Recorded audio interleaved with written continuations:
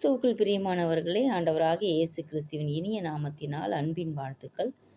இன்றும் உங்களோடு கூட யாத்திராகமம் 23வது அதிகாரம் 27வது வசனத்தில் சத்துரு புறமுதுகு என்கிற தலைப்பில் ஆண்டவருடைய வார்த்தையை பகிர்ந்து கொள்ள விரும்புகிறேன்.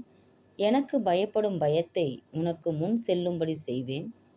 நீ செல்லும் இடம் எங்கும் உள்ள ஜனங்கள் எல்லாரையும் கலங்கடித்து உன் சத்துருக்கள் எல்லாரையும் முதுகு காட்ட பண்ணுவேன்.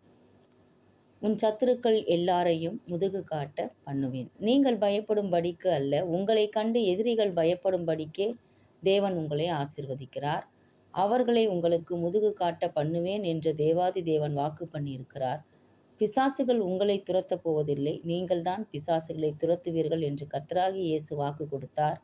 நீங்கள் அல்ல, அவர்களையே உங்களுக்கு முதுகு காட்ட பண்ணுவேன். இது ஆசீர்வாதங்களில் ஒன்று. உங்கள் சத்துருக்களை உங்களுக்கு முதுகு காட்ட பண்ணுவார் என்பதன் அர்த்தம் நீங்கள் ஜெயிப்பீர்கள், ஜெயித்து கொண்டே இருப்பீர்கள் என்பதே. பிசாசின் தலையை நமக்காய் நசுக்கும்படிதான் சிலுவையிலே உயிர் நீத்தார். பயப்படாதிருங்கள். பல வருட திட்டங்கள் சில நிமிட வல்லமையால் தவிடுபடியாகிவிடும். உங்கள் சத்துருக்கள் எல்லாரையும் முதுகு காட்ட பண்ணுவேன். உங்கள் ஜீவனுள்ள நாளெல்லாம் ஒருவனும் உங்களுக்கு முன்பாய் நிற்பதில்லை. ஆமென். கர்த்தர் தாமே இந்த சத்திய வசனத்தை ஆசீர்வதிப்பாராக. ஆமென்.